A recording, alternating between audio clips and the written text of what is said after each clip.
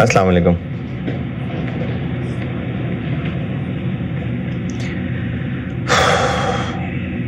दुरूद शरीफ पढ़ लें।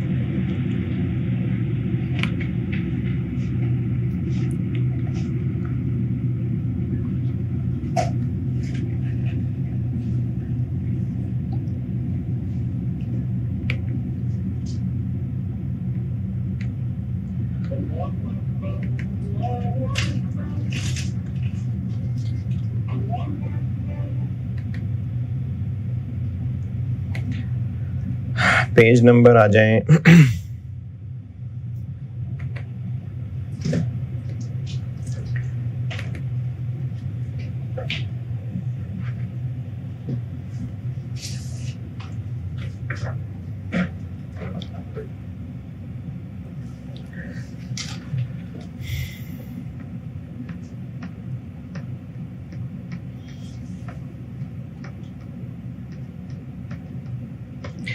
पेज नंबर 6 पे आ जाए। Page number 6।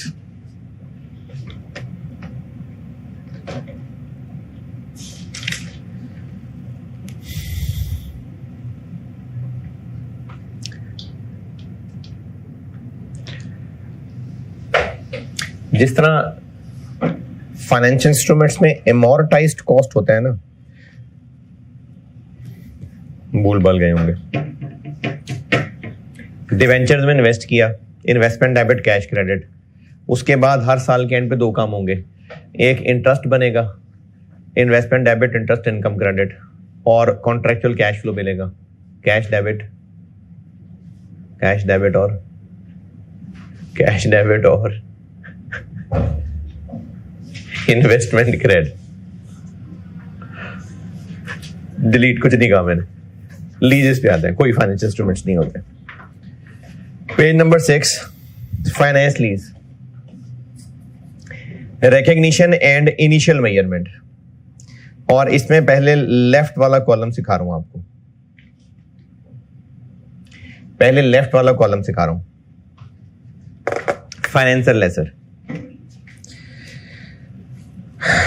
जो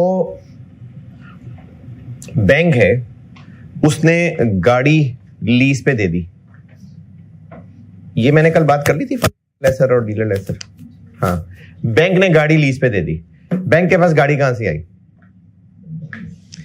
उसने मार्केट से गाड़ी खरीदी। कितने की खरीदी? जितने की मार्केट में मिल रही थी। तो वो गाड़ी खरीदी और उसने लेसी के हवाले कर दी। फाइनेंस लीज है, फाइनेंस लीज। गाड़ी से रिलेटेड खुशियां तकलीफें जो ओनर को हुआ करती हैं, फाइनेंस लीज है, वो किसको हुआ करेंगी? लेसी को। और बैंक बेशक गाड़ी का ओनर है, लेकिन सारी खुशियां तकलीफें लेसी को होनी है। तो जब खुशियां तकलीफें लेसी को ही होनी है, तो ये गाड़ी इन सब्सटेंस बैंक की है ही नहीं। ओन्ड बेशक बैंक के है, यानी बैंक ओनर है इस गाड़ी का, लेकिन इन सब्सटेंस ये गाड़ी बैंक की नहीं है। तो बैंक गाड़ी डेबिट ही नहीं करेगा। बैंक गाड़ी खरीदने के पैसे देगा, गाड़ी लेसी के हवाले करेगा, और अब ये समझेगा कि मैंने लेसी से पैसे लेने हैं, तो वो लेसी के नाम का एक रिसीवेबल बना लेगा। लीज रिसीवेबल भी डेबिट कर सकते हैं। स्टैंडर्ड का नाम जो है वो नेट इन्वेस्टमेंट इन लीज। तो left column financial lessor, commencement of lease पे नेट इन्वेस्टमेंट इन लीज नामी रिसीवेबल डेबिट और पैसे क्रेडिट, और ये एंट्री होगी एनआईएल से, यानी जो कमेंसमेंट के ऊपर एनआईएल कैलकुलेटेड है, जैसे कल आखिर में मैंने शायद करवाई थी, उस अमाउंट से एंट्री होगी। ये अमाउंट निकली कैसे होगी? PV of GIL. तो उससे ये पहली एंट्री होगी। कब होगी एंट्री? कमेंसमेंट ऑफ लीज पे।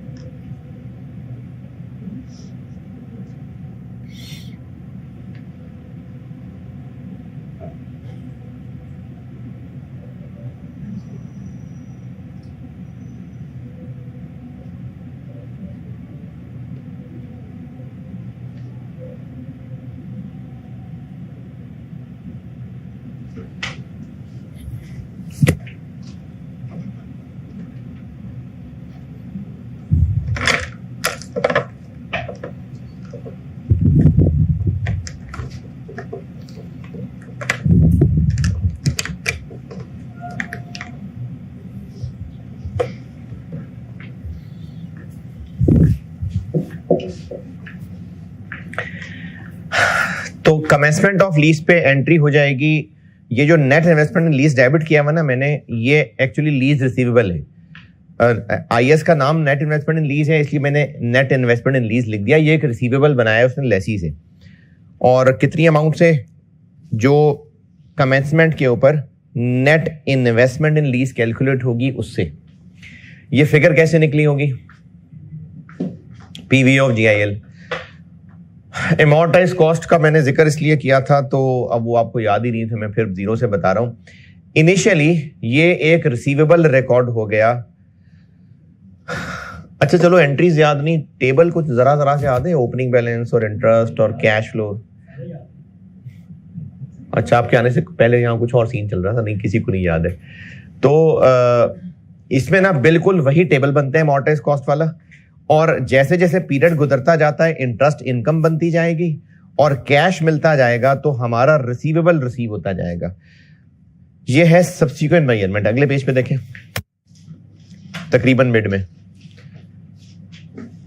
Subsequent measurement. ये इसके नीचे देखें, दो एंट्रीज की है मैंने। पीरियड एंड के ऊपर मजीद रिसीवेबल बनेगा, इंटरेस्ट इनकम बन जाएगी, और उसके बाद जो कैश मिलेगा तो कैश डेबिट और ये रिसीवेबल क्रेडिट। और ये पॉइंट 2 में मैंने वो टेबल बना के दिखाया हुआ है, ये बिल्कुल वही इमोर्टाइज कॉस्ट जैसा टेबल है। वहां पर जो इफेक्टिव इंटरेस्ट रेट होता था, यहां पर इम्प्लिसिट रेट होता है। तो ये बस ये मैंने ये इसकी ट्रेलर सा दिखाया हुआ है कि वही वाला टेबल है बिल्कुल जैसे इमोर्टाइज कॉस्ट में बनता है। सब्सिक्वेंट मेजरमेंट में जो पॉइंट नंबर 1 बात की है वो ना भी पढ़े तो कोई मसला नहीं है। पॉइंट 2 और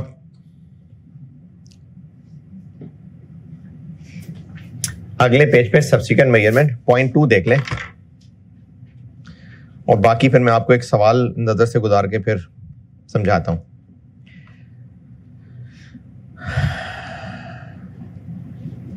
पॉइंट 1 में सिर्फ इतना कहा हुआ है कि जो कैश मिलेगा उसमें तो इंटरेस्ट भी होगा, तो इंटरेस्ट एक टेबल के जरिए फैलाया जाएगा।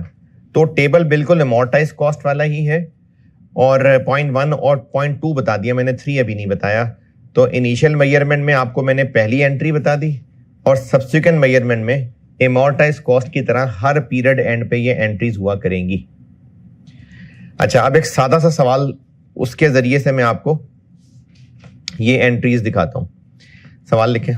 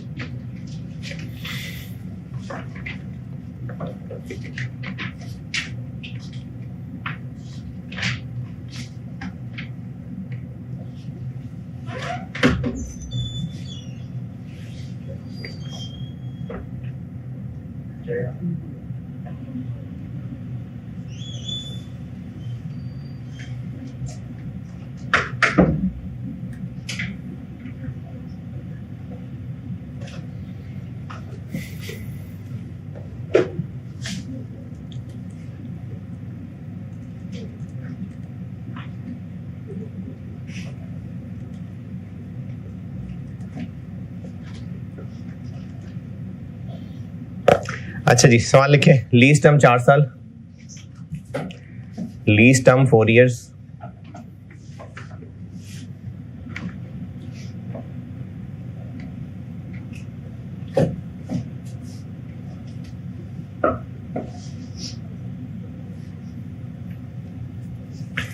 implicit rate 14%,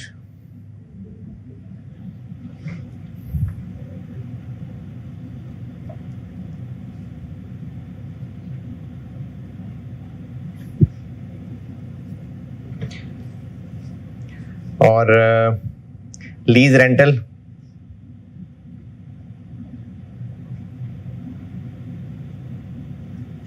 75505 75505 payable at end of every year.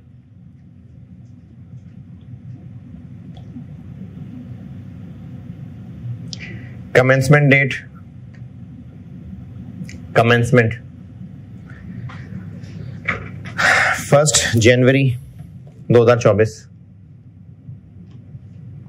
1 जनवरी 2024।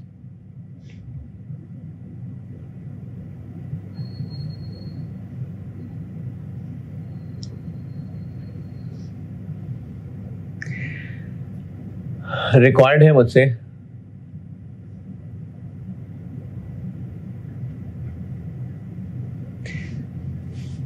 चारों साल की general entries,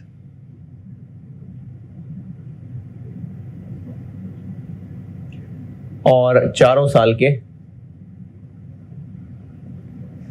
extracts income statement के और एसओएफपी के।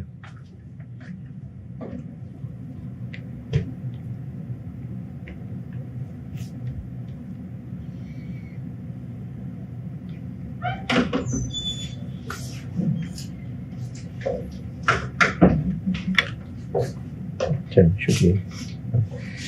ये वापस किसको करूं मैं रिसेप्शन पे दे दूं? ठीक।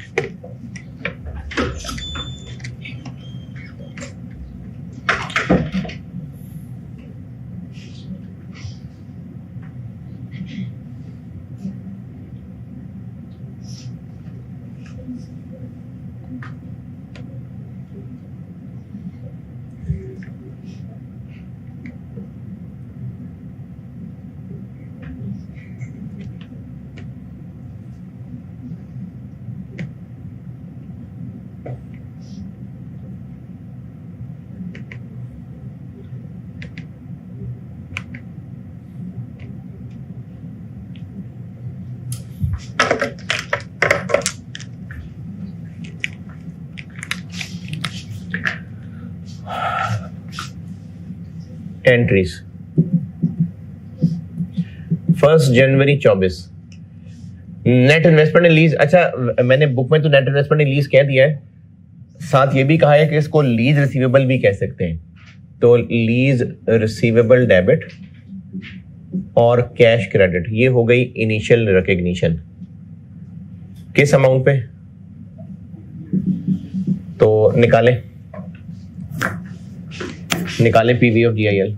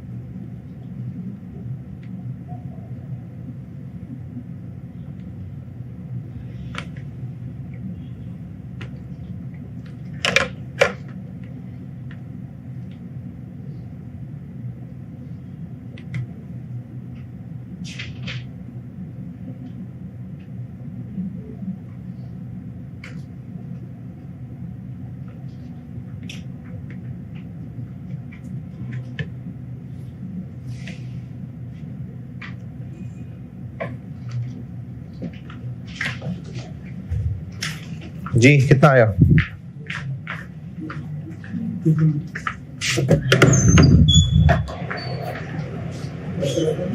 ये वो ऊपर वालों की है, वो यूएस भी देनी थी ऊपर वालों की।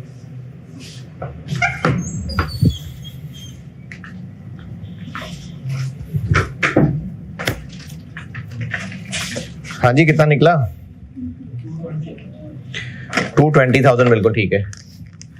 तो लीज रिसीवेबल बन जाएगा 220,000 से। इसके बाद अमॉर्टाइज कॉस्ट की तरह हर साल के एंड पे इंटरेस्ट की एंट्री होगी और फिर कैश मिलने की एंट्री होगी, और अमॉर्टाइज कॉस्ट की तरह का टेबल बनेगा, लीज रिसीवेबल डेबिट और इंटरेस्ट इनकम क्रेडिट।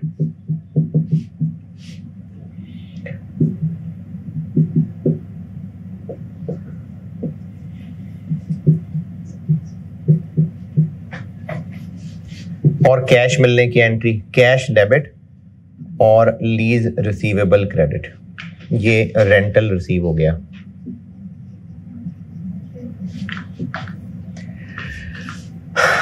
पच्चीस, 26, 27 तीनों साल बाकियों में यही दोनों एंट्रीज होती जाएंगी। कैश कितना मिलेगा? रेंटल क्या बताया मैंने? 75505।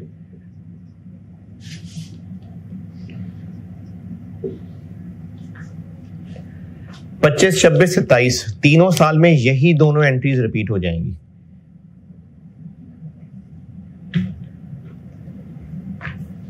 इंटरेस्ट की फिगर चेंज होती जाएगी बस, बाकी यही दोनों काम 25, 26, 27 में भी हो जाएंगे। करनी है तो कर दें, नहीं करनी तो ना करें।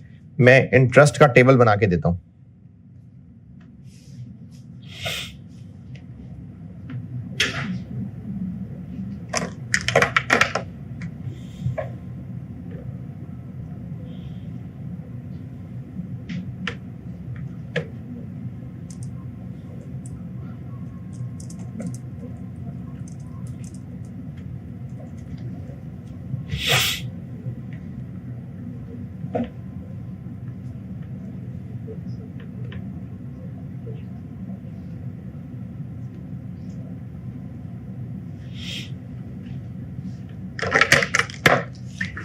जी एंट्रीज नोटेड। अगर तो मैं चलें टेबल बनाता हूं। ये जो वर्किंग वन है ये तो आप लोगों ने कैलकुलेट कर ली, मैं फिर भी दिखा देता हूं। सिंपल सी इस पे एन्युटी डिस्काउंटिंग लग रही है 1.14 माइनस 4.14 220,000 और लीज स्केड्यूल ये एमोर्टाइज कॉस्ट की तरह का होता है। पेमेंट की डेट, ओपनिंग बैलेंस, इंटरेस्ट, वहां पर कॉन्ट्रैक्चुअल कैश फ्लो होता था, यहां पर लीज पेमेंट होती है और क्लोजिंग बैलेंस।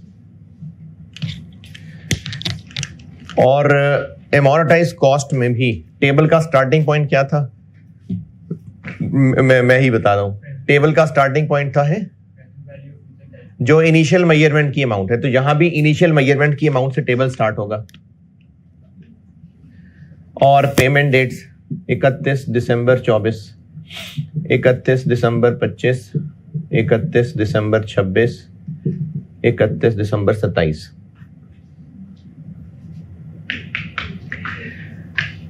पहले साल का इंटरेस्ट 2/20 पे 14%, 30 और कॉन्ट्रैक्चुअल कैश फ्लो माइनस हो गया, तो this plus this minus this,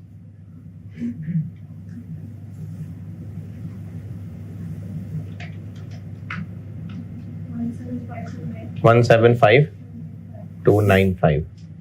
फिर अगले साल इस पे 14% लगेगा,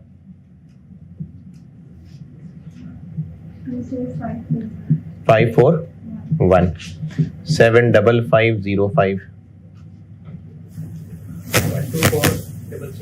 331 124,331। इस पे 14% लगेगा, 17406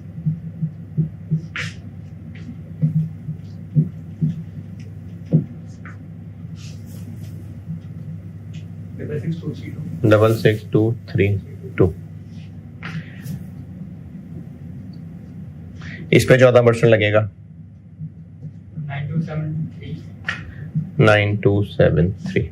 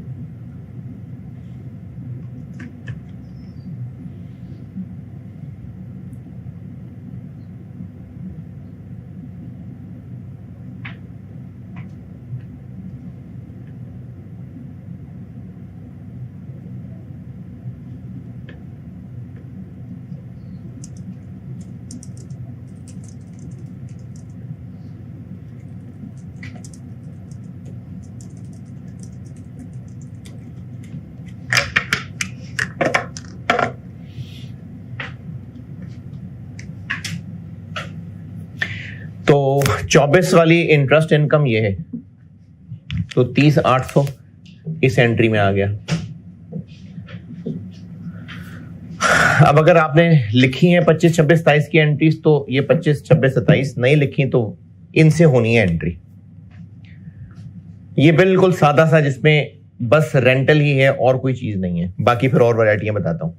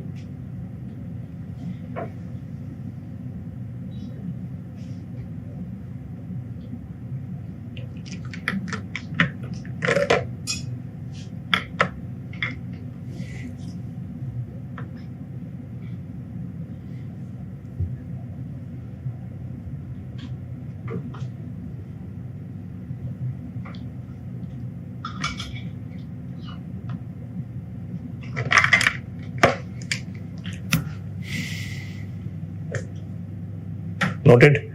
अब एक्सट्रैक्ट्स पे आते हैं। इनकम स्टेटमेंट में क्या आएगा? फाइनेंशियल लेसर में एंट्रीज में नजर भी आ रहा है, इंटरेस्ट इनकम आएगी बस।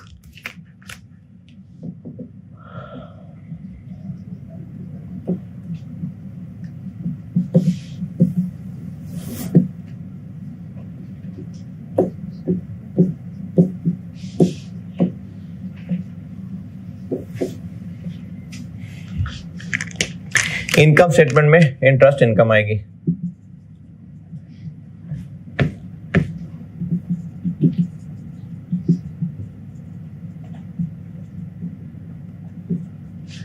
चौबीस में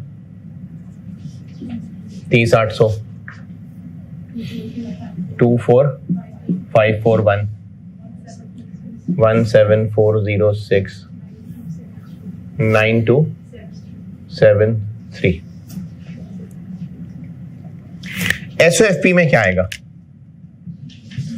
लीज रिसीवेबल, करंट में नॉन करंट में?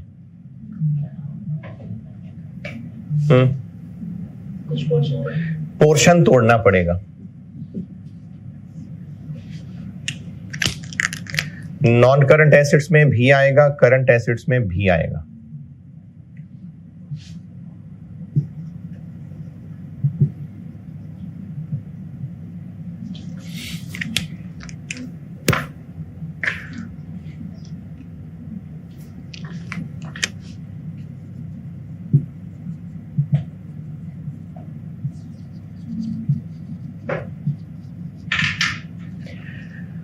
नॉन करंट में भी आएगा, करंट में भी आएगा। एसओएफपी में फिगर्स आती हैं ट्रायल से। ट्रायल में कहां से आती हैं? टी अकाउंट्स के सीडी बैलेंसेस। अगर पेमेंट इन, जैसे ये अभी सवाल बनाया हुआ है, पेमेंट इन एरियर्स है, यानी एंड ऑफ पीरियड है, और इस सवाल में मैंने अकाउंटिंग ईयर से कोई मिसमैच भी नहीं डाला, तो फिर हमें यहां टेबल में ही क्लोजिंग बैलेंस नजर आ जाएगा। जैसे अगर आप 24 का साल देखें, कैलकुलेटर पे चेक करिएगा, बल्कि मेरे ख्याल में ज़बानी कर लेंगे आप। 24 के साल लीज रिसीवेबल के टी अकाउंट में कितना बैलेंस आ रहा होगा? ये डेबिट हो रहा है, ये डेबिट हो रहा है, ये क्रेडिट हो रहा है, यही आ रहा होगा। यानी हमें इस टेबल से ही अकाउंट का सीडी मिल जाएगा। तो जिस साल का सवाल कर रहे हैं उस साल का क्लोजिंग बैलेंस टेबल में नजर आ जाएगा। जैसे अगर अभी 2024 करने लगे हैं,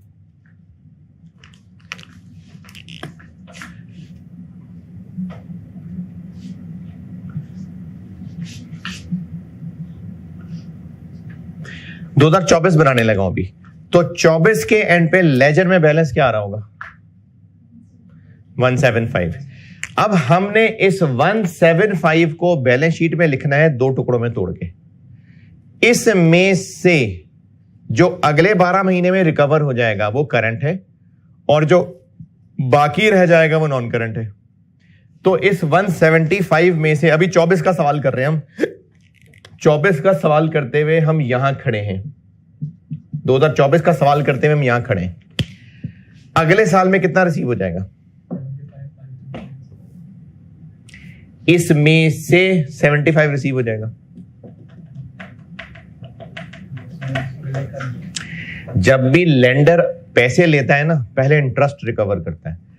ये 75 24,000 इंटरेस्ट के नाम पे, बाकी इसमें से रिकवर हो रहा होगा।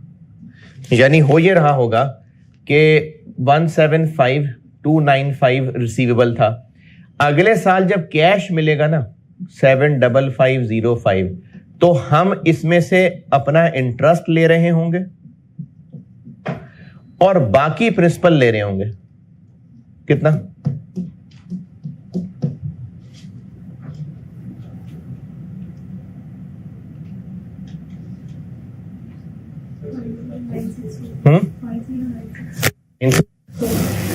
इसमें से ये माइनस करें,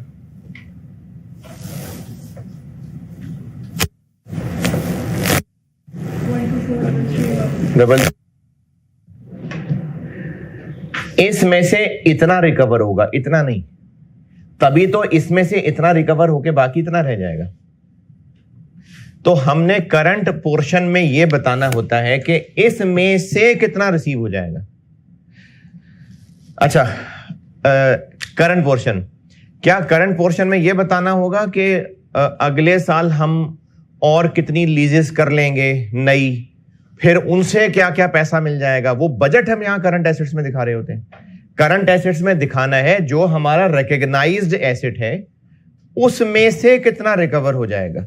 तो इसके अगेंस्ट ये रिकवर नहीं होगा, इसके अगेंस्ट ये रिकवर होगा। देखें, जब कल को कैश मिलेगा तो उसमें हम लेसी से पहले इंटरेस्ट के पैसे पूरे कर रहे होंगे जो अगले साल का इंटरेस्ट होगा, बाकी प्रिंसिपल की रिकवरी होती जा रही है। इन पैसों में पहले ये इंटरेस्ट, बाकी प्रिंसिपल की रिकवरी हुई, तो फिर एक 24 में से 66 रह गया। इन पैसों में से इंटरेस्ट, बाकी प्रिंसिपल की रिकवरी हुई तो पूरे हो गए। तो हम लोग एज अ लेसर लेसी से जो कैश ले रहे होंगे, पहले इंटरेस्ट, बाकी प्रिंसिपल की रिकवरी। तो इस 175 के अगेंस्ट कल को कितना रिकवर हो जाएगा? 75 के 50। तो इसको करंट में दिखाएंगे और जो उसके बाद बाकी रह जाएगा वो नॉन करंट में दिखाएंगे। अब उसके लिए टेबुलर वर्किंग से आसानी से कैलकुलेट करने के लिए फार्मूला बता देता हूं। जिस साल का सवाल है उससे अगले साल का क्लोजिंग देखें, वो नॉन करंट में दिखा दें और इनका डिफरेंस करंट में दिखा दें। जैसे हम 24 का सवाल कर रहे हैं तो यहां खड़े हैं हम, ये फिगर नॉन करंट में दिखा दें और जो दोनों में डिफरेंस है वो करंट में दिखा दें।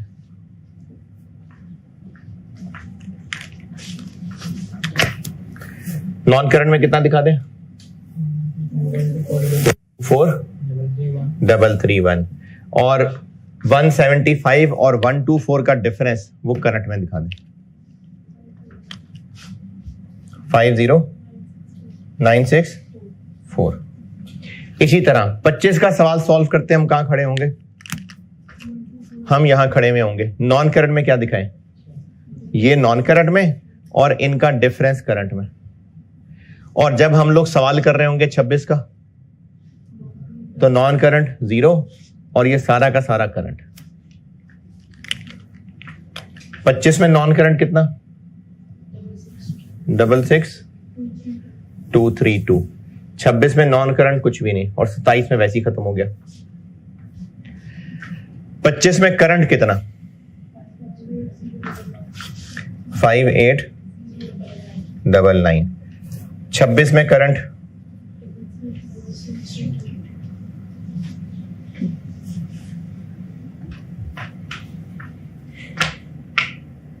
और आपको याद रह जाए ये बात, उसके लिए बता रहा हूं, ये फिगर हुआ करेगी नेक्स्ट ईयर्स क्लोजिंग बैलेंस, बल्कि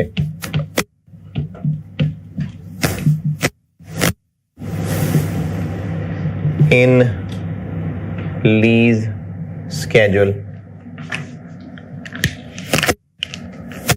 लीज स्केड्यूल बनाया, जिस साल में हम खड़े हैं उससे अगले साल का जो लीज स्केड्यूल में क्लोजिंग बैलेंस है वो नॉन करंट में लिख दें। और करंट में क्या लिखें? करंट में लिखेंगे करंट अकाउंटिंग ईयर्स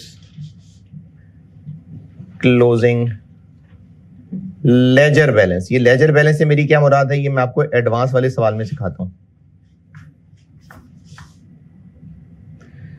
माइनस जो ऊपर लिखा है करंट ईयर का क्लोजिंग लेजर बैलेंस से क्या मुराद है? अभी इस सवाल में तो यही मुराद है जो 175 बताया है। एडवांस के सवाल में मजीद बताता हूं कि इससे क्या मुराद है। जो करंट ईयर का लेजर बैलेंस है उसमें से ये माइनस कर ले तो बाकी करंट है।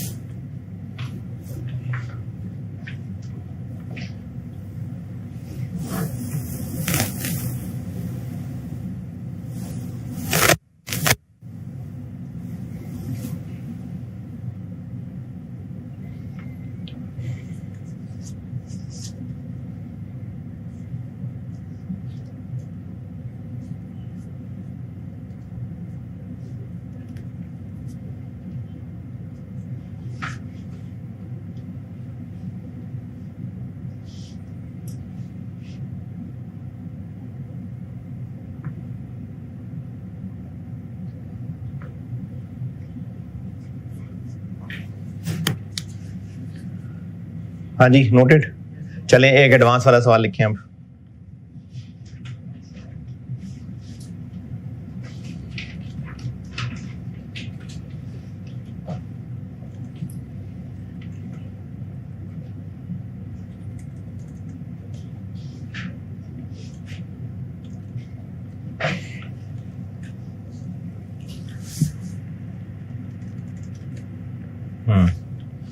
लीज टर्म 4 साल, lease term 4 years, commencement 1st January 24,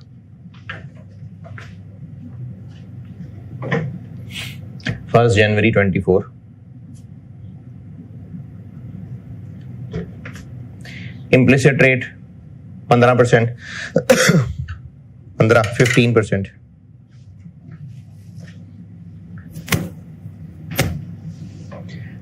Lease rental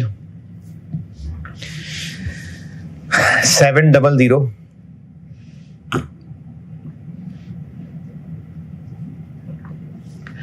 70053 70,053 70053 payable at start of every year.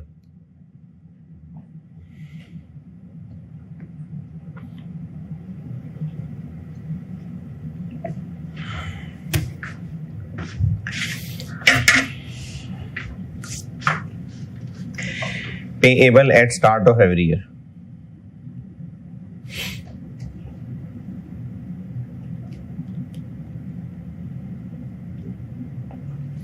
Implicit rate बता दिया. अकाउंटिंग ईयर जनवरी से दिसंबर है.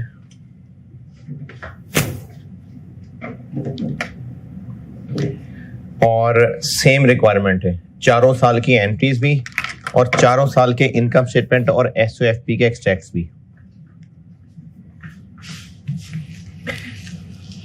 वर्किंग वन करें आप.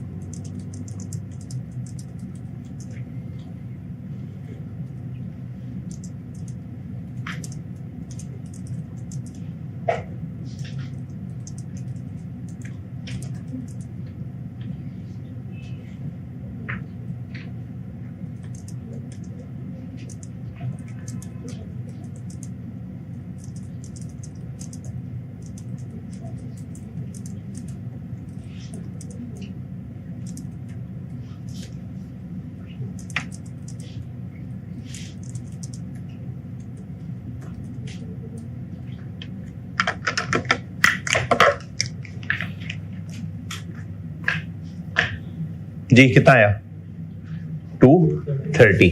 अच्छा आप देखिए ये एडवांस है तो जो पहला कैश है वो एज इट इज होगा 70053. उसके बाद रह जाएंगे 3. इम्प्लिसिट रेट क्या है पावर 3 230. तो पहली एंट्री की अमाउंट हो जाएगी 230.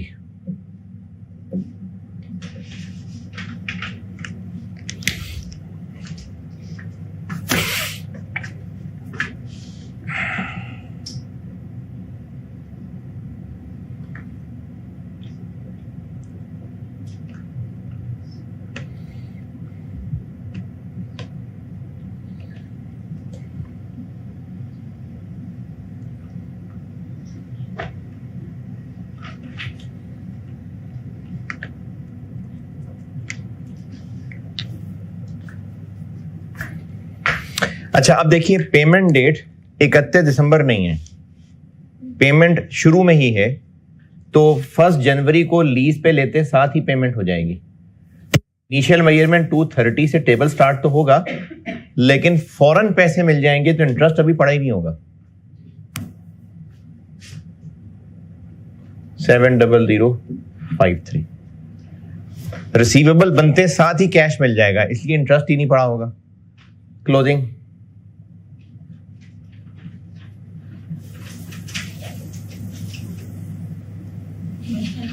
159,947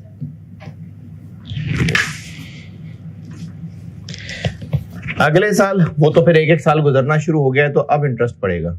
1 जनवरी 25, 1 जनवरी 26, 1 जनवरी 27, 159,947 अब पड़ेगा इंटरेस्ट 15%। 23,992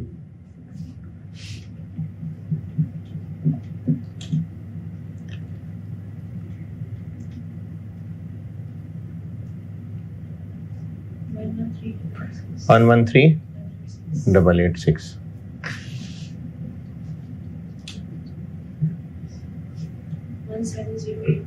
083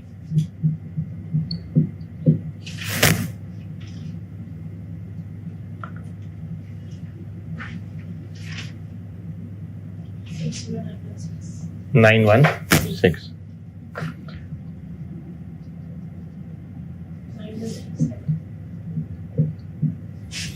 91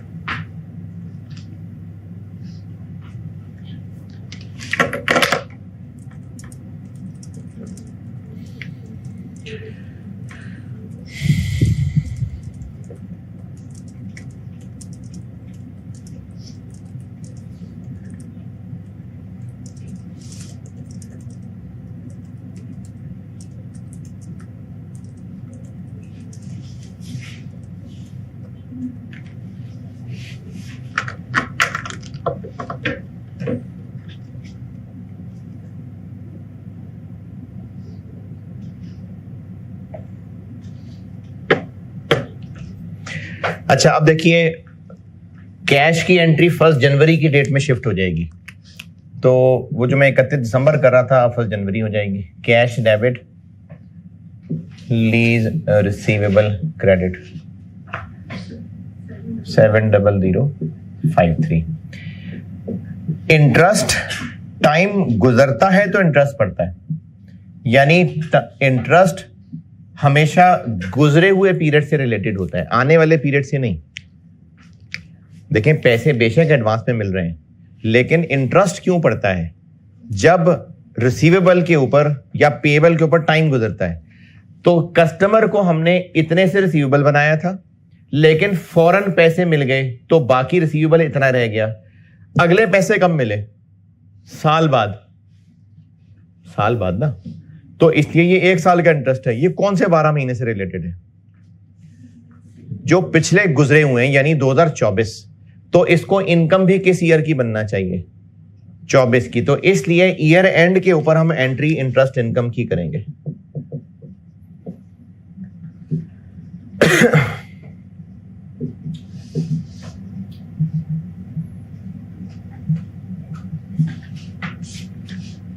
टू 3,992। ये टेबल में बेशक आपको 1 जनवरी 25 की डेट में लिखा नजर आ रहा है, लेकिन है ये 2024 की इनकम, क्योंकि इनकम हमेशा गुजरे हुए, इंटरेस्ट हमेशा गुजरे हुए पीरियड से रिलेटेड है। इसलिए 24 की डेट डालेंगे, एंट्री करेंगे तो इनकम स्टेटमेंट में 24 में आएगा, वरना अगर 25 की डेट डाल दी तो 25 की बुक्स में चला जाएगा। अब यही काम हर ईयर में करते जाएंगे, यानी 1 जनवरी 25 पे cash debit, lease receivable credit,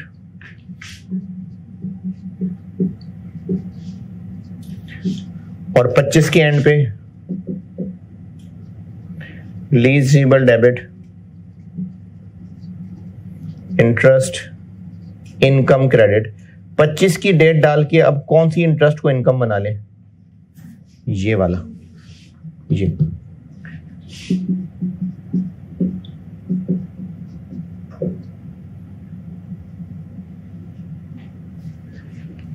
इसी तरह 1 जनवरी 26 पे कैश की एंट्री, 31 दिसंबर 26 पे इंटरेस्ट की एंट्री, और 1 जनवरी 27 पे कैश की एंट्री।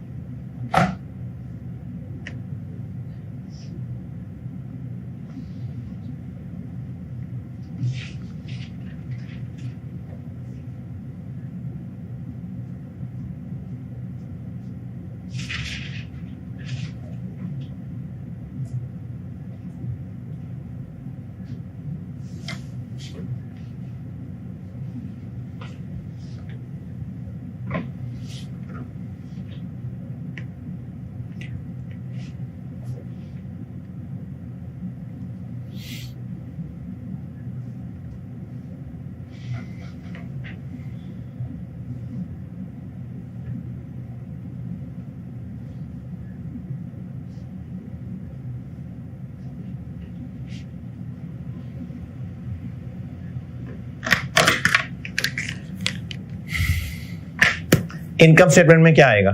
2024 की इनकम स्टेटमेंट में इंटरेस्ट इनकम कौन सी आएगी?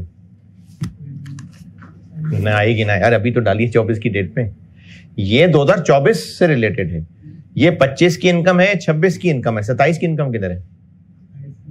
क्यों? क्योंकि 1 जनवरी 27 को खत्म हो गए पैसे। तो ये 24 की इनकम है, ये 25 की है, ये 26 की है।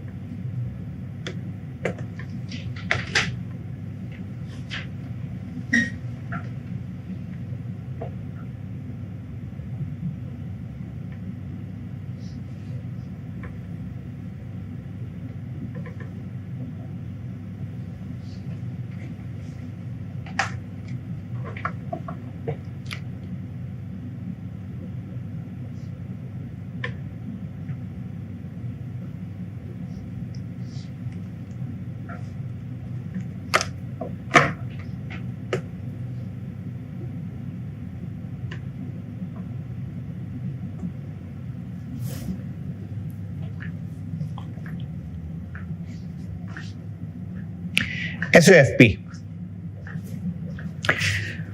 अच्छा, अब आप कैलकुलेटर से चेक करें। 31 दिसंबर 24, डबल एंट्रीज देख लें, लेजर में क्या बैलेंस आ रहा होगा। ये 24 की एंट्रीज हैं, ये डेबिट हो रहा है, ये क्रेडिट हो रहा है, ये डेबिट हो रहा है।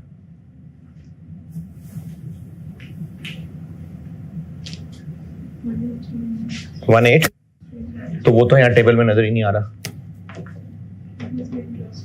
तो ये जो टेबल में हमें नजर आ रहा होगा ना, अब ये एडवांस वाला सवाल है। अब हमें टेबल में लेजर का बैलेंस नजर नहीं आ रहा, क्योंकि हमने ईयर एंड के ऊपर इसको भी एक्रू कर लिया हुआ। देखें टेबल में, अगर वैसे हम 2024 देखें तो इस टेबल में 31 दिसंबर 24 किधर है, यहां है।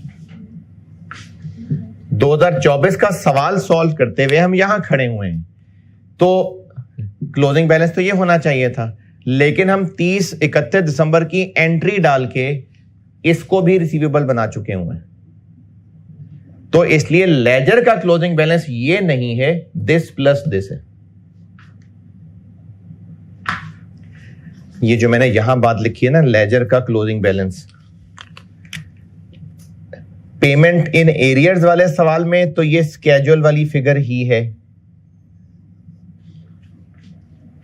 लेकिन एडवांस वाले सवाल में स्केड्यूल वाली फिगर नहीं है।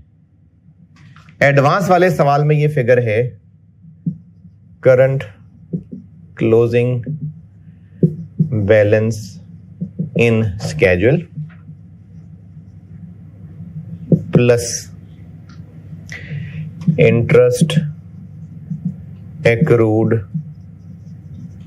Eight year end. ये लेजर बैलेंस जो टेबल में बैलेंस आ रहा है, प्लस ये जो हमने ईयर एंड पे इंटरेस्ट एक्रू किया, ये लेजर बैलेंस। तो 2024 का लेजर बैलेंस क्या होगा, 1599 प्लस 23, ये लेजर बैलेंस होगा।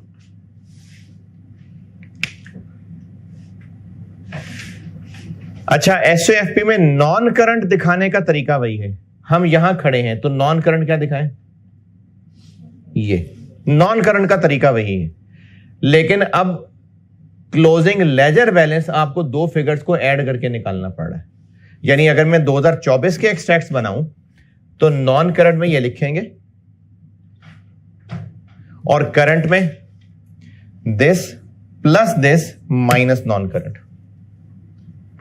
तो नॉन करंट में कितना लिखेंगे,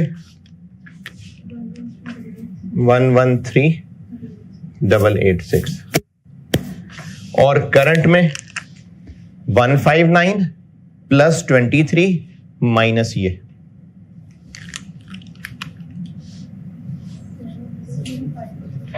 और ये एनुअल वाले सवाल के अंदर रेंटल के बराबर आएगा। 6 मंथली का सवाल होगा तो रेंटल के बराबर नहीं आएगा। ये इत्तेफाक से इसके बराबर आ रहा है, वरना ऐसा रूल नहीं है कि रेंटल के बराबर आए। 2025 का सवाल में क्या होगा, नॉन करंट में क्या आएगा, 60916, और करंट में 113 प्लस 17। ये लेजर बैलेंस हो गया। इसमें से नॉन करंट निकालेंगे तो बाकी करंट आएगा। एनुअल रेंटल है ना, इसलिए रेंटल की अमाउंट आएगी। एनुअल रेंटल ना हुआ या अकाउंटिंग या मिसमैच हुआ तो फिर इसके बराबर नहीं आएगा। 2026 का सवाल हुआ तो कुछ भी नॉन करंट नहीं है।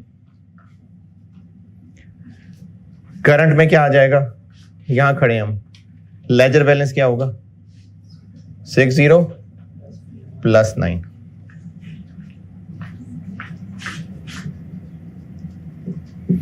ये एसओएफपी।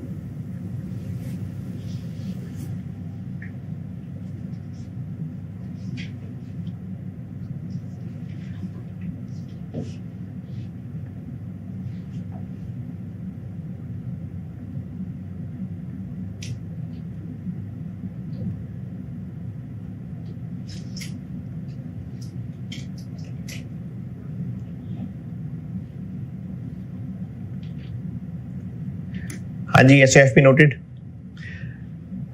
अच्छा, अब देखिए मैंने आपको स्केड्यूल भी बना के पूरा दिखा दिया, एंट्रीज भी हो गई, एसओएफपी एसओसीआई भी हो गई। अब आपको ना 2-4 वैरायटियां बताता हूं जिसमें सिर्फ टेबल ही बना देना, एंट्रीज तो यही ही होनी है।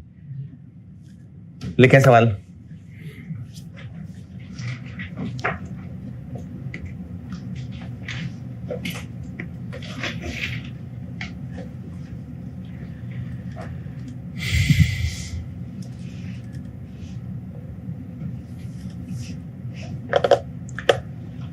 लीज टर्म 3 साल, लीज टर्म 3 years, कमेंसमेंट 1 जनवरी 24, कमेंसमेंट 1 जनवरी 24,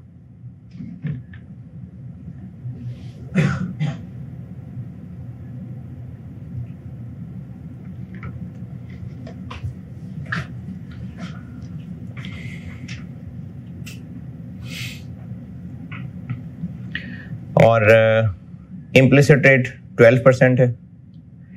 implicit rate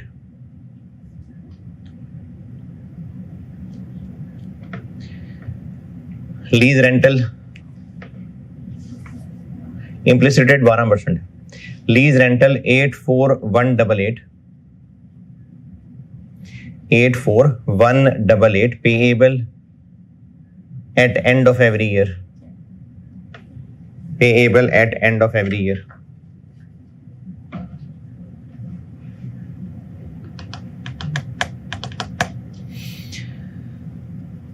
BPO price, BPO ये क्या चीज होती है? बार्गेन परचेज ऑप्शन, सस्ता खरीदने की ऑप्शन। और लेसी अक्लमंद होगा तो ये ऑप्शन एक्सरसाइज करेगा ही करेगा। बीपीओ प्राइस है 25,000, 25,000। अच्छा, लेसी ये पैसे देगा भी तो कब देगा? एंड पे ना, लीज टर्म के एंड पे। अकाउंटिंग ईयर जनवरी दिसंबर है और आपसे रिक्वायर्ड है बस ये स्केड्यूल बना दें, 3 स्केड्यूल पूरा बना दें। बाकी एंट्रीज करनी है, एक्सट्रैक्ट्स बनाने हैं, वो आपकी मर्जी है, इस पे तौफीक। मुझे बस सिर्फ स्केड्यूल बना के बता दें।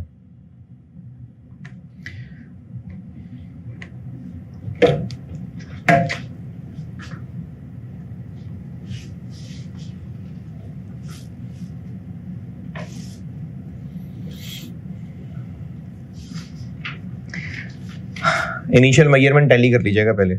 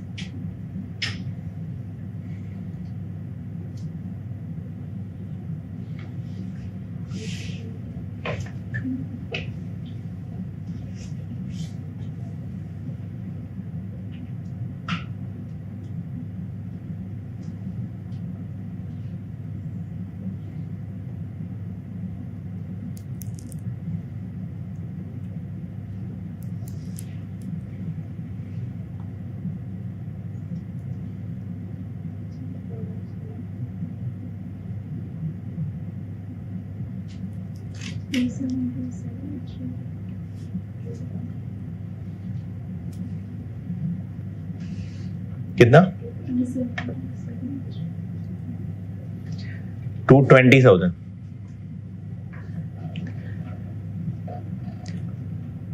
रेंटल्स की भी डिस्काउंटिंग करनी है, बीपीओ की भी डिस्काउंटिंग करनी है,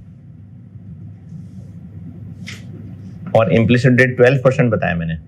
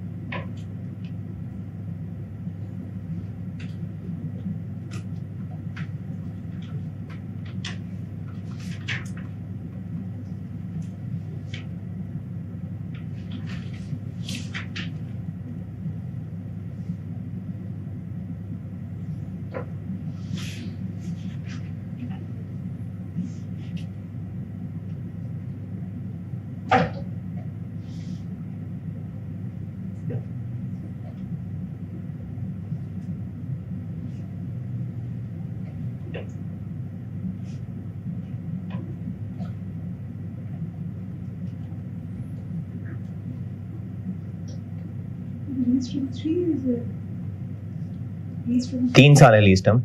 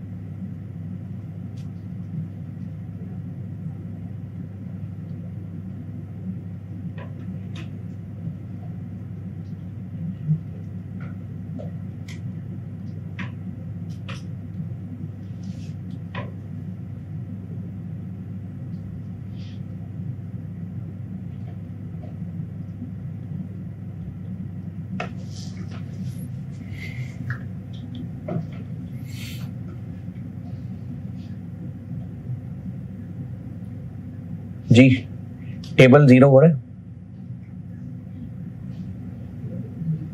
नहीं हो रहा। तीसरी पेमेंट में आप रेंटल के साथ 25 ऐड करेंगे तो टेबल 0 होगा, क्योंकि लेसी वो 25 भी पे करेगा।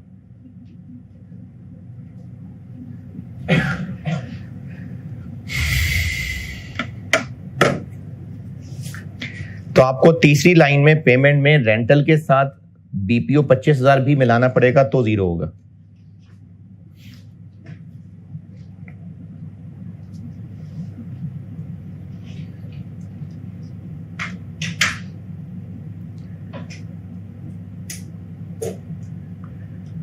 हाँ जी 0।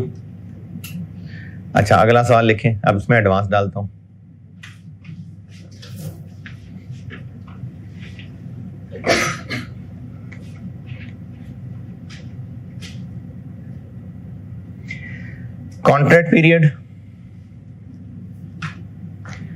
कॉन्ट्रैक्ट पीरियड 6 years, 6 साल।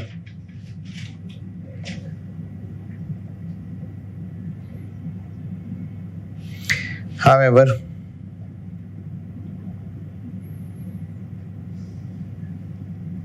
कॉन्ट्रैक्ट पीरियड 6 साल है। However, lessee has an option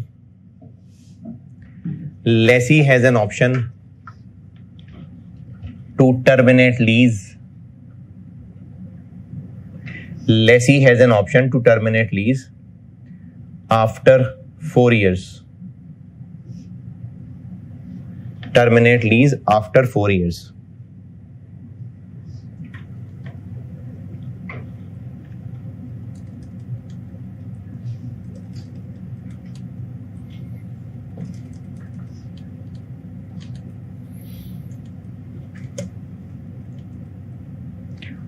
implicit rate 12% है, implicit rate 12%।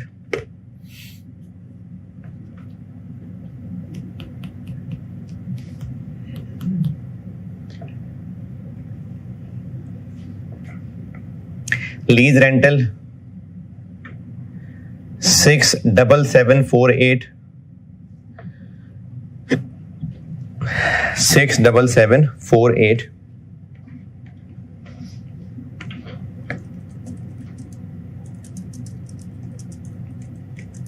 payable at start of every year.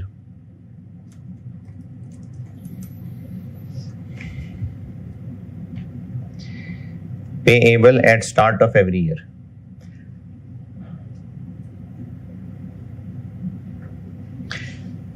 Termination penalty 15,000 15,000.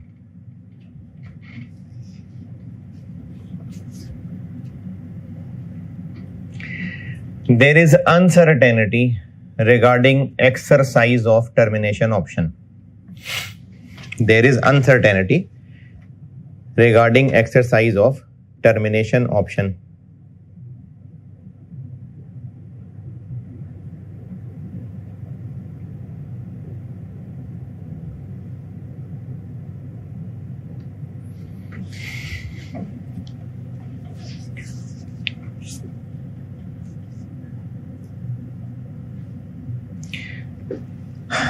Lease schedule बना दें आप। लीज टर्म कितनी होगी? 4 साल। क्योंकि अनसर्टेनिटी है तो हम वो ऊपर वाले 2 साल कंसिडर नहीं कर सकते, तो लीज टर्म 4 साल होगी। Rental payable eight start of year है, लेकिन लेसी टर्मिनेट कराएगा तो कब कराएगा? 4 साल खत्म होने के बाद, यानी 15,000 कब पे करेगा? लेसी टर्मिनेट कराएगा तो कब कराएगा?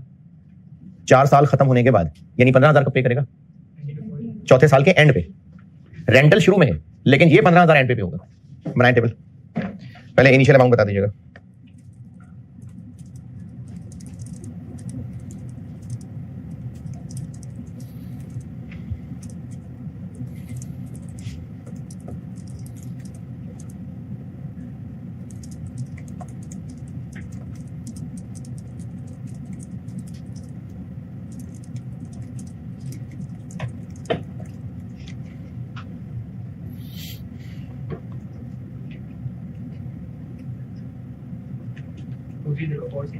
नहीं, 240,000।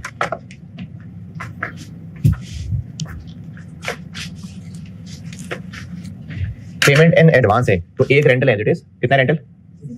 67748। बाकी रह गए 3 रेंटल। 1.1 इम्प्लिसिट क्या है?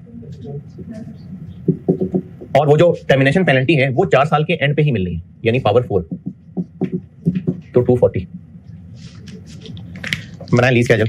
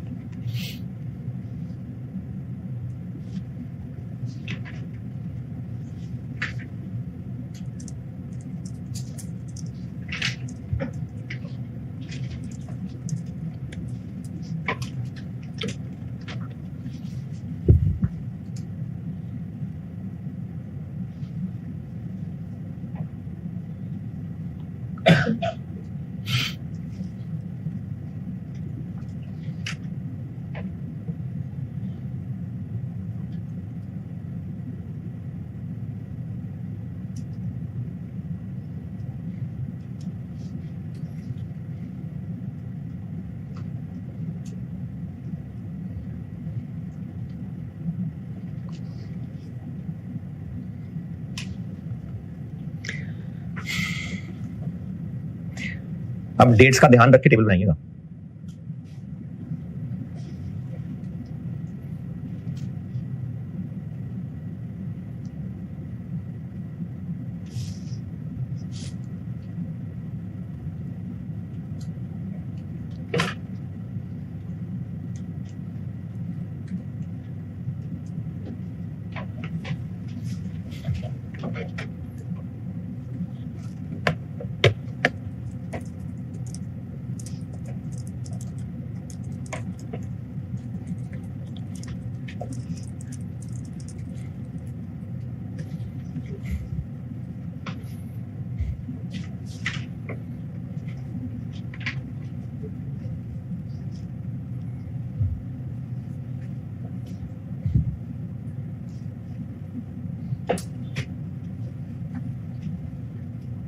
हाँ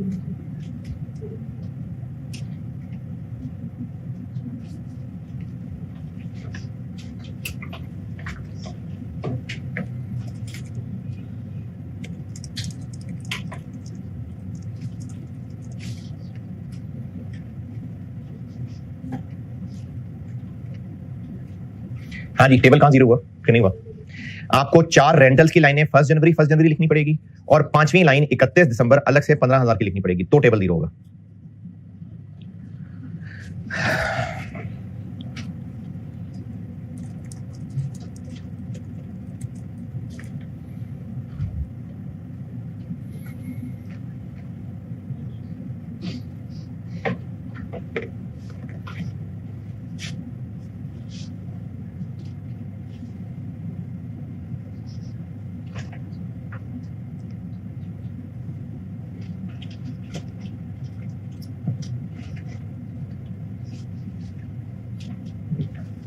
हाँ जी, हो गया जीरो। चलें एक और लिखें, फिर मैं आपको वो इम्प्लिसिट रेट की कहानी बताता हूँ।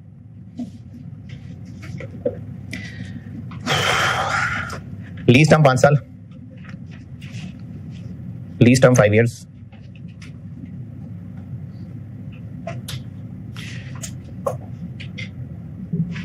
और इम्प्लिसिट रेट 10%, 10%। कमेंसमेंट 1 जनवरी 24।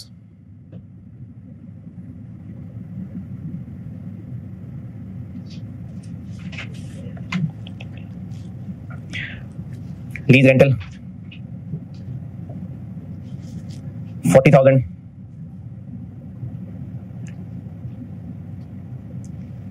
payable at end of every year.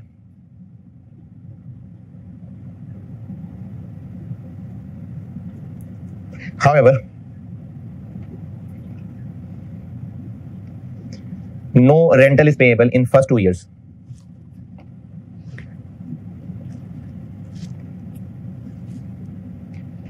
अच्छा, इसका मतलब ये नहीं है कि पहले 2 साल में किराया नहीं है तो तीसरे साल में फिर ट्रिपल किराया होगा, नहीं, 2 साल माफ किराया। और इम्प्लिसिट रेट बता दिया। लीज कैजुअल रिक्वायर्ड है मुझसे, आप इनिशियल अमाउंट निकालें।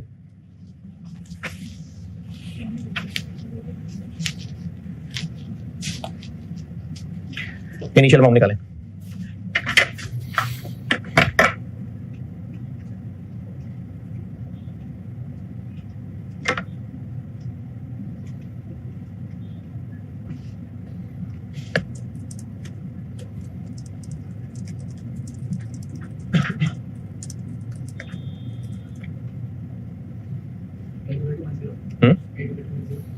हाँ जी, सही है। अच्छा, आप देखें, पहले 2 साल कोई किराया नहीं है, तीसरे चौथे 5वें साल है, तो चाहे तो उसमें एन्युटी लगा के वापस ले आए या वैसे ही अलग अलग कर ले। 40,000 को पावर 3, 40,000 को पावर 4 और 40,000 को पावर 5। पहले और दूसरे साल में है ही नहीं किराया, तीसरे चौथे 5वें साल में 822110। अच्छा, आप देखें, बेशक किराया पहले दूसरे साल में नहीं है, लेकिन डिस्काउंटिंग करके 0 तक तो लाए ना, तो जब हवा भरेंगे तो पहले और दूसरा साल में भी हवा भरी जाएगी। यानी आप यहां पर 31 दिसंबर 24 की डेट भी डालेंगे, लेकिन इसमें सिर्फ हवा भरेंगे, कैश कोई नहीं मिलेगा।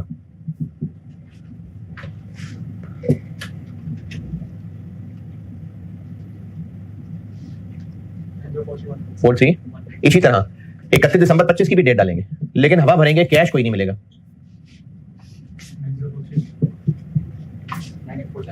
99 उसके बाद फिर ये 3 लाइनें कैश वाली आएंगी।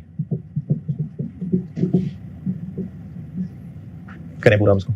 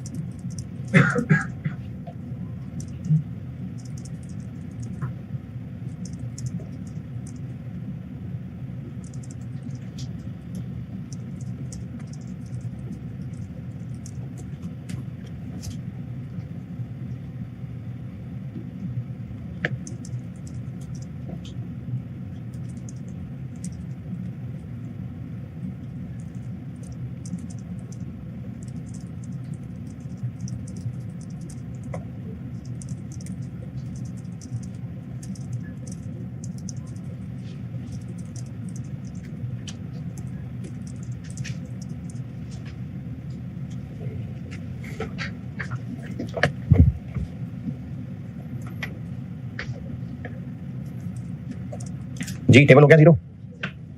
चलें फाइनेंशियल लेसर के बारे में फिर एक आखिरी बात सुन लें, फिर ब्रेक करता हूं। वैसे तो आपको फाइनेंशियल इंस्ट्रूमेंट्स में ये बात सिखा चुका। अच्छा हाँ, अगर 2024 की इनकम स्टेटमेंट बनानी हो तो उसमें क्या आएगा? ये आएगा एसयूएफपी में करंट, नॉन करंट, करंट। अब करंट में कुछ नहीं टूटेगा क्योंकि अगले साल कुछ रिकवर ही नहीं हो रहा, तो अब ये सारा का सारा 90,000 करंट में ही आएगा। बना ही लेवल के इसके 24 के एक्सट्रैक्ट इनकम स्टेटमेंट में ही आ जाएगा और एसयूएफपी में सारा का सारा ये नॉन करंट में आएगा, क्योंकि जब रिकवरी कुछ नहीं हो रहा, बढ़ रहा है बैलेंस, तो रिकवरी क्या होगी?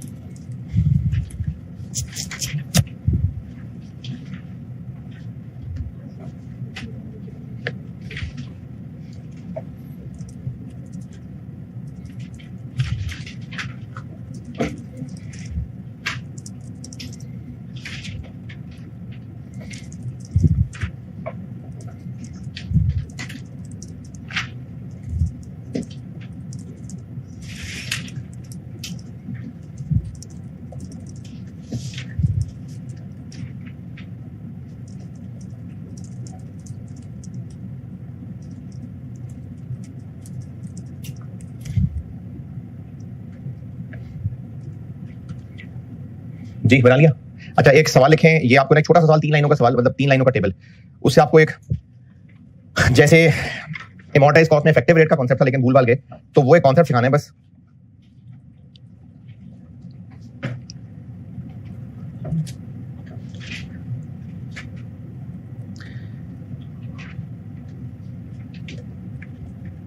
लीज टर्म 3 साल,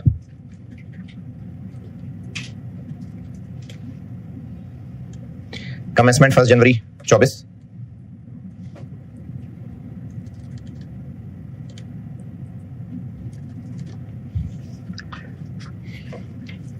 इम्प्लिसिट रेट 16%, इम्प्लिसिट रेट 16%। जी 1 जनवरी 24। IDC incurred by lessor 0, IDC incurred by lessor 0। Fair value of asset, fair value of asset 260,000, 2,60,000। Lease rental 115767, 115767, payable at end of every year.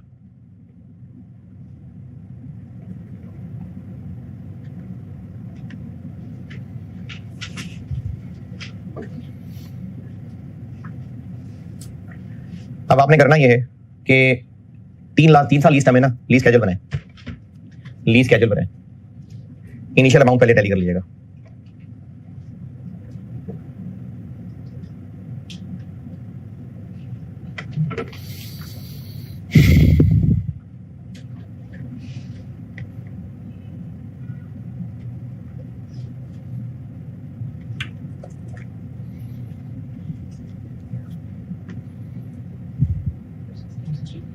जी 260,000 बनाए lease casual.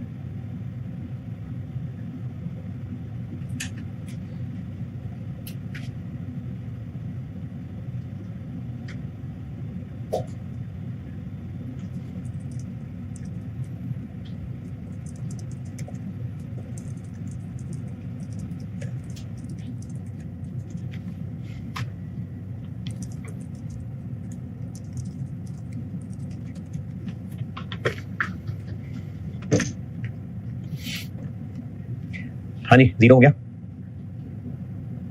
3 तो line है यार।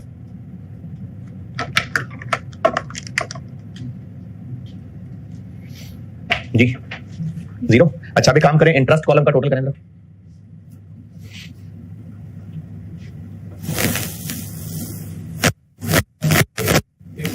Eight 301।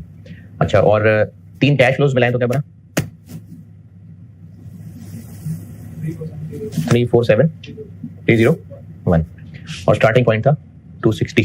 तो interest column यही होता है कि वो जितना कैश मिलना है और जो रिसीवेबल बनाया है उसका डिफरेंस 3 साल पे फैल गया। इंटरेस्ट कॉलम का यही काम है। अच्छा अब सेम सवाल दोबारा लिखें, बल्कि दोबारा क्या लिखना है आपने, same data is previous question, 2 figures change कर रहा हूं। क्या ये नहीं बनता टोटल? सेम डाटा है, सिर्फ 2 फिगर्स चेंज कर रहा हूं। पहले मैंने कहा था आईडीसी 0 और इंप्लिसिट रेट 16%। अब मैं कह रहा हूं आईडीसी 4000 है, 4000।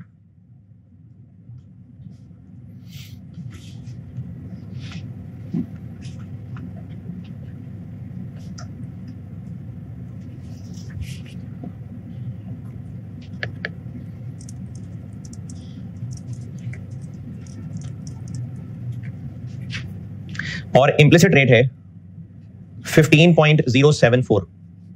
इंप्लिसिट रेट है 15.074%। अच्छा अब आप इस सवाल का ना स्केड्यूल बनाने से पहले चैप्टर में पेज 4 पे आए।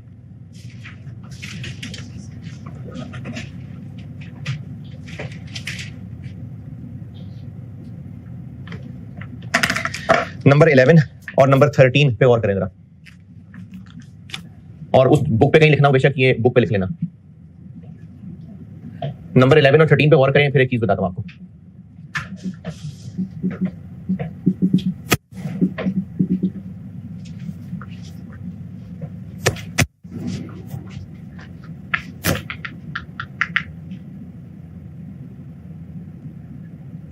नंबर 11 ये लिखा हुआ है NIL is equal to PV और GIL at implicit rate।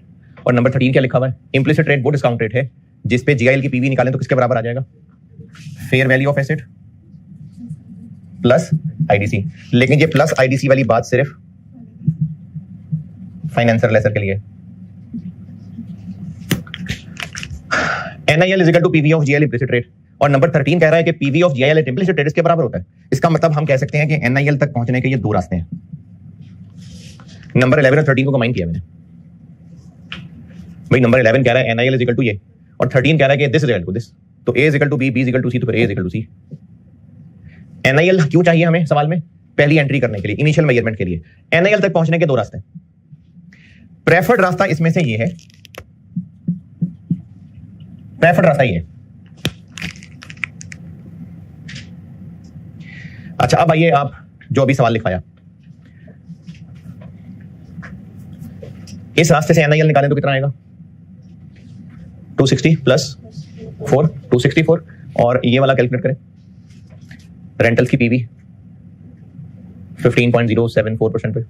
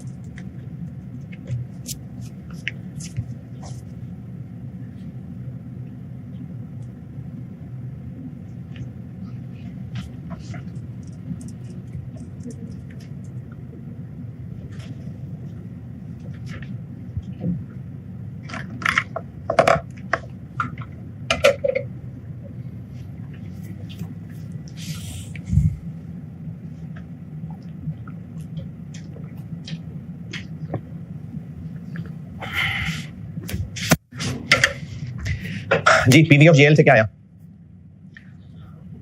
264। तो अब 264 से टेबल शुरू करें और इम्प्लिसिट रेट लगाएं 15.074। अब बनाएं टेबल।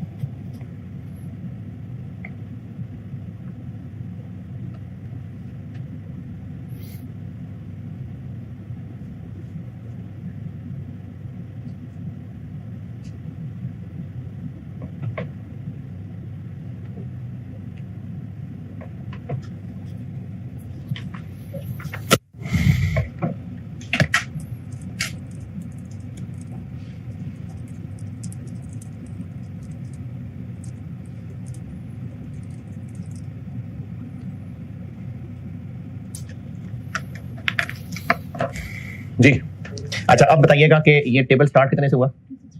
364। और पेमेंट्स में तो अभी भी यही है। और इंटरेस्ट कॉलम का टोटल करिएगा।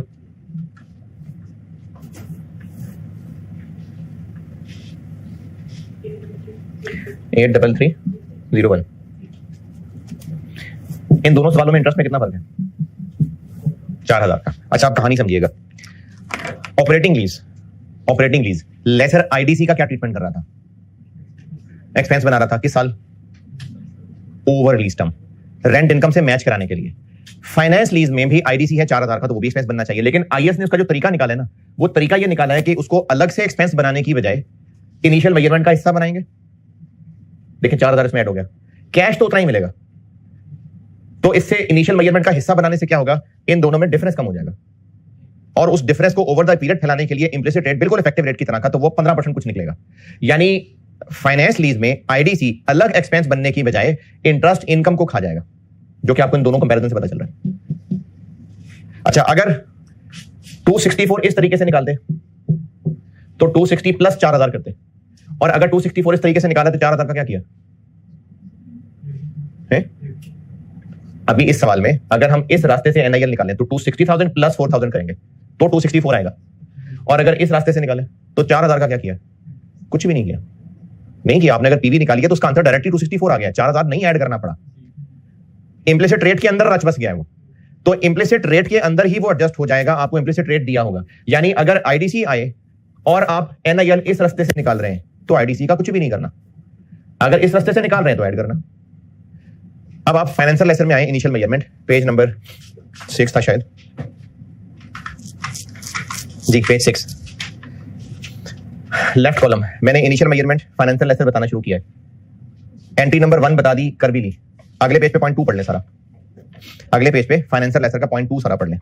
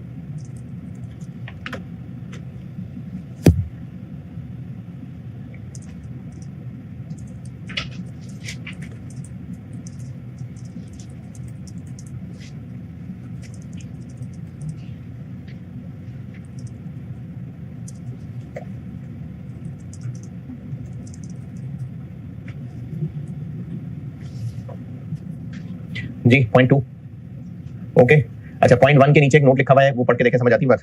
चांसेस के बहुत कम है, लेकिन हो सकता है बैंक अपनी ही कोई पुरानी गाड़ी, अपनी गाड़ी किसी को यूज गाड़ी लीज पे दे दे, तो उस सूरत में फिर वो कैश क्रेडिट करने की बजाय अपनी गाड़ी क्रेडिट कर रहा होगा। ये मैंने पॉइंट नंबर 1 के नीचे एक नोट लिखा हुआ है।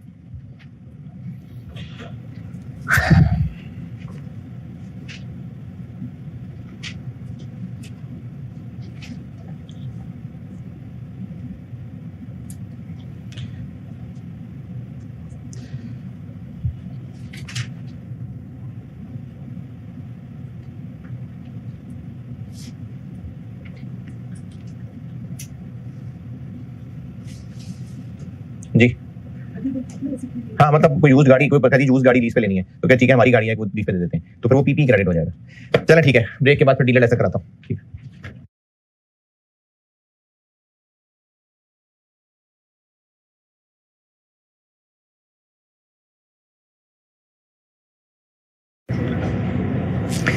अस्सलाम वालेकुम। अच्छा एक सवाल लिखें, इस सवाल को पहले मैं फाइनेंशियल लेसर से सॉल्व कराता हूँ, फिर डीलर लेसर सिखाऊंगा, तो इसी सवाल से डीलर करके दिखाऊंगा। पहले इसको फाइनेंशियल लेसर के तौर पे सॉल्व करते हैं।